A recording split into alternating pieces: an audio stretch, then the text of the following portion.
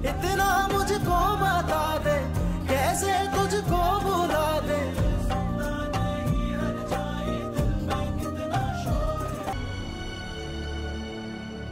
मम्मा sorry Nausheen aunty.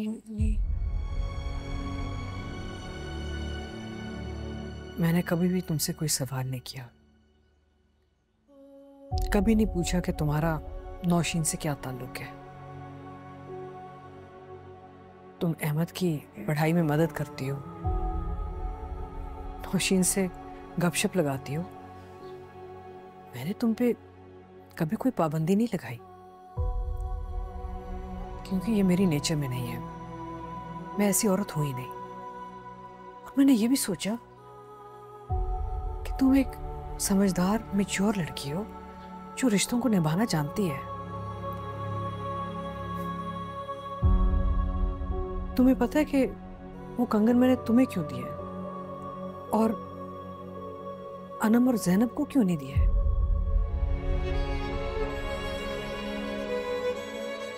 उस दिन जब सज्जल अनम को सीढ़ियों से धक्का देने की कोशिश कर रही थी ना, और तुमने उसे रोका और उसे वार्निंग दी कि अनम को कोई भी तकलीफ देने की कोशिश ना करे वो ना, तो मुझे तुम पे इतना प्यार आया, तो मुझे इतनी अच्छी लगी वो बात, मेरे दिल को लगी थी। मैं इतनी खुश हुई थी ये देख के। लेकिन आज ये जान के कि तुम असल में मेरे बारे में क्या सोचती हो, मुझे बहुत दुख हुआ है, दिल टूट गया है मेरा।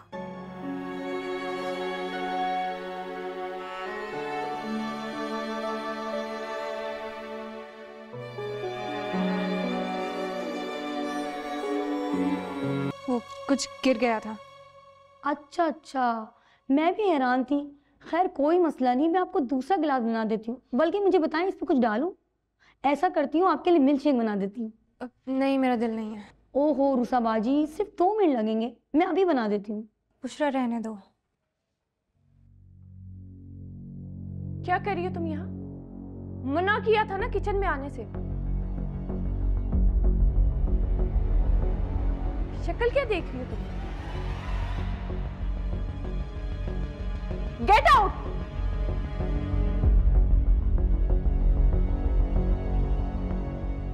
वैसे अगर मैं भी तुम्हारे साथ वही करूं जो तुमने मेरे साथ किया था, तो मेरी जिंदगी की सबसे बड़ी खुशी और उम्मीद तुमने छीनी थी ना मुझसे। अगर मैं तुम्हारी जिंदगी की सबसे बड़ी खुशी छीन लूं, फिर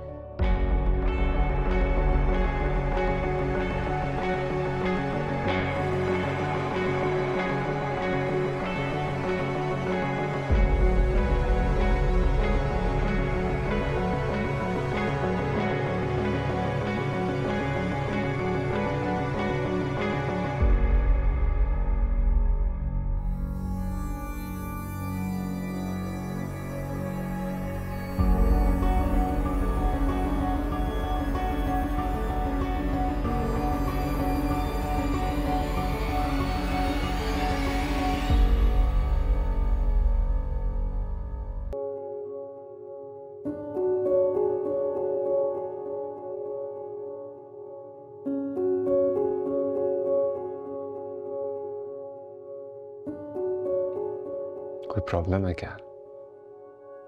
नहीं तो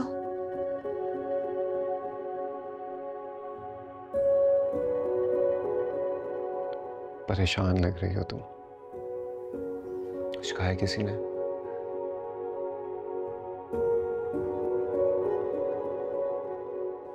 मैं ज़ैनब भाभी के सामने अपनी बेगुनाही कैसे साबित करूं? तुम्हें अपना वक्त जाया करने की जरूरत नहीं है। एक बात याद रखना, वजाहतें अक्सर बदगुमानियां बढ़ा देती हैं, और जिन्हें भरोसा होता है ना, उन्हें वजाहतें देने की जरूरत ही नहीं होती। मैं जानती हूँ असद ये बात। वजाहतें देने से उनकी बदगुमानी भी नहीं खत्म होगी और उनके दुख का अजाला भी नहीं होगा। लेकिन उनके दिल में से अपने लिए नफरत मिटाने के लिए। उस वक्त के साथ सब ठीक हो जाएगा। कुछ ठीक नहीं होगा असद। वक्त के साथ दिलों में बदगुमानी और नफरत की गिरें मजबूत हो रही हैं, रिश्तों में आए दरारें बढ़ रही हैं और रिश्ते कमजोर हो रहे हैं। उन्हें बचाने के लिए तो कुछ करना पड़ेगा ना। मैं जो कर सकता था मैं कर चुका हूं, इससे ज्यादा मेरे इख्तियार में नहीं है। मेरे लिए इस वक्त सबसे ज्यादा इंपॉर्टेंट मम्मा की खुशी और उनका सुकून है, जिसके लिए मैंने नवीद भाई की सारी ज्यादतियां सह रहा हूं, बर्दाश्त कर रहा हूं। वरना तुम्हें क्या लगता है मेरे लिए मेरा अपना हक मांगना उनसे नामुमकिन था? मगर मैंने बिना लड़े हार मान ली। इसे हार नहीं कहते। मगर क्या इस सब से मसला हल हो रहा है? मसला तो यूं हल हो जाएगा चुटकियों में, अगर मैं अहमद की बात मान लूं तो। कौन सी बात? अहमद मुझसे बहुत रिक्वेस्ट कर रहा है कि मैं कंपनी से अपने शेयर्स निकाल लूं, क्योंकि वो भी अपने शेयर्स निकालने का सोच रहा है। और तुम खुद सोचो ना रूसा, कि अगर मैं और अहमद, जो कंपनी के 2 मेजर शेयर होल्डर्स हैं, अगर कंपनी से अपने शेयर्स निकाल लें तो क्या बच जाएगा नवीद भाई के पास? सिर्फ उनकी सिद और अना।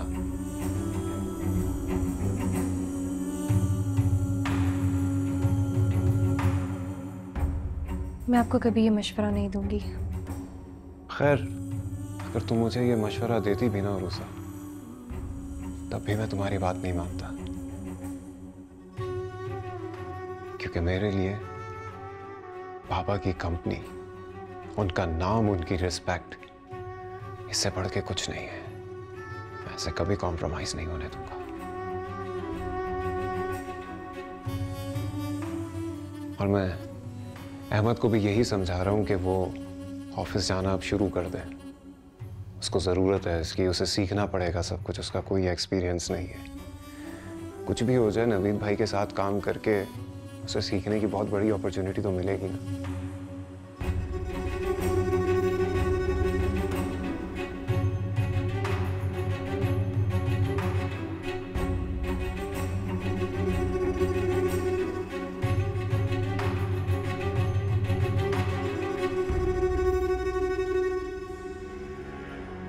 तुम अहमद को जितने चाहे मशवरे दे दो, और वो भी शेख चिल्ली की तरह जितने चाहे मर्जी प्लान्स बनाता रहे, लेकिन होगा वही जो मैं चाहूँगी।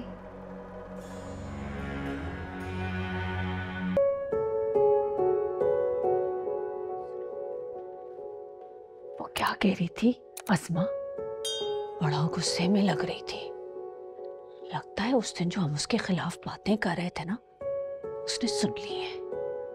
बातें आप कर रही थी, मैं सिर्फ सुन रही थी। जो भी है, अब तो असद से तुम्हारी शिकायतें करेगी। इसे तो मौका चाहिए तुम्हें इस घर से निकालने के लिए। तुम्हारे और असद के बीच में ना ये दरार डालने की कोशिश करेगी।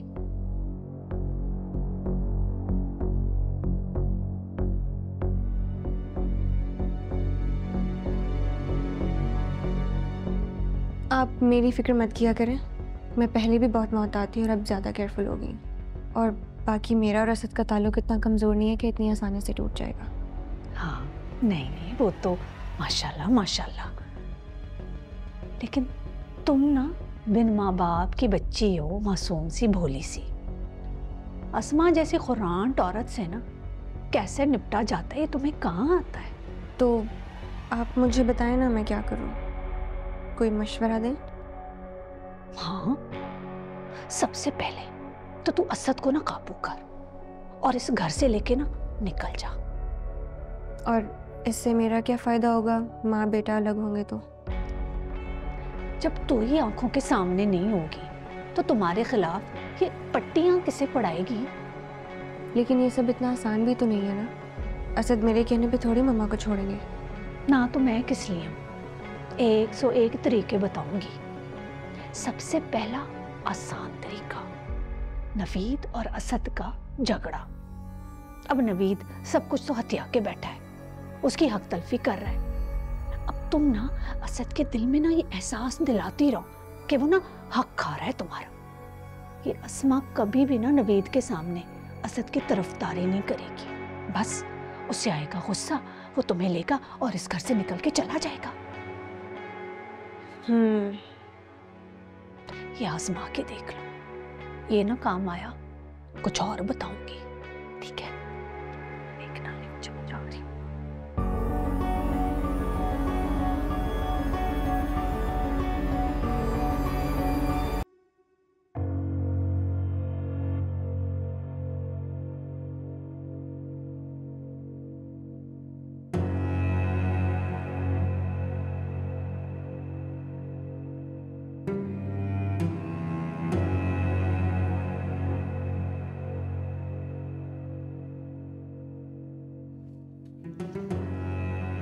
कुछ डिस्कस करना है तुमसे। जल्दी बोलो, मेरे पास टाइम नहीं है।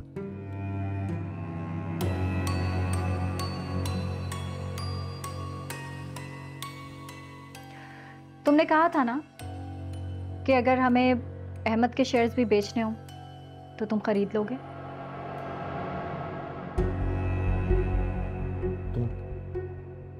तुम अहमद के शेयर्स भी बेच रही हो? लगता है तुम इंटरेस्टेड नहीं हो। इट्स ओके, असद से पूछ लेती हूँ मैं। असद को इन्वॉल्व करने की कोई जरूरत नहीं है।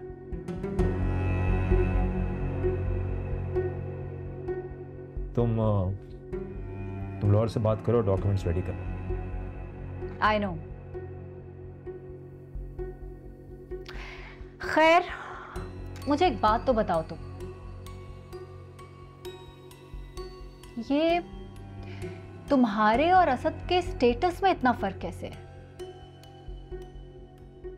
मेरा मतलब है बाबा के बिजनेस और उनकी प्रॉपर्टी में तुम दोनों का एक जैसा हिस्सा था ना, फिर तुम्हारे पास इतने रिसोर्सेस कैसे हैं?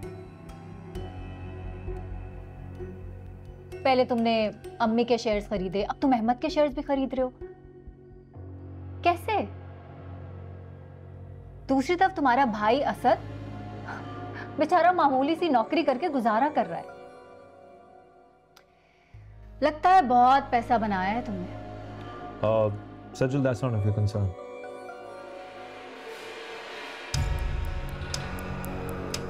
तुम्हें शेयर्स बेचने हैं and I'm trying to bail you out. That is all you should know. हाँ, बात तो सही है, मेरा मसला तो हल हो रहा है। ठीक है।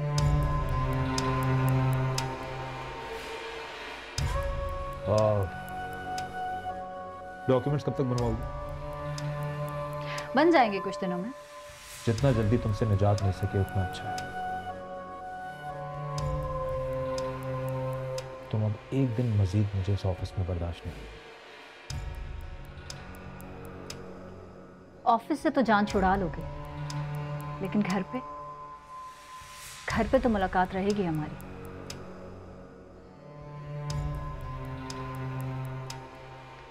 Thank you for the favor.